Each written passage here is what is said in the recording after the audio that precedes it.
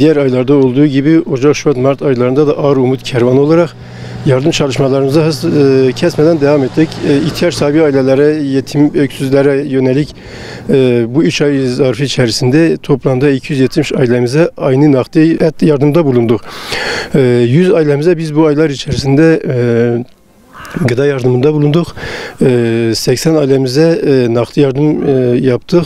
60 ailemize kırmızı et ve 30 ailemize de beyaz et olmak üzere toplamda 270 ailemize biz bu 3 ay içerisinde yardımda bulunduk. Bu yardımlarımız tabii mübarek 3 aylar içerisindeyiz. Ramazan ayı yaklaşıyor.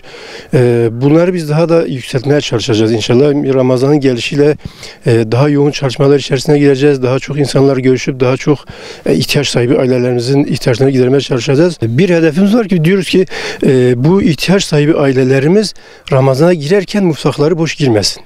İnşallah buradan da hayır sahipleri insanlara bir çağrıda bulunmak istiyorum. Zekatlarını mutlaka Ramazan'dan önce de versinler. Yani Ramazan'ı beklemesinler. Zekat yılbaşı olarak Ramazan'ı seçmesinler. Çünkü Ramazan ayı dışında da onları bekleyen insanlar var. Onların yollarını gözleyen gözler var, yetimler var, öksüzler var. Dolayısıyla bu mağdur aileler Ramazan ayı dışında daha çok mağdur oluyorlar. Yani herkes zekatını Ramazan ayı içerisinde verdi mi diğer aylarda insanlara az ulaşıyoruz.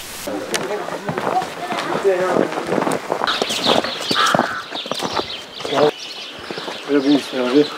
Bilirsin abi. 139.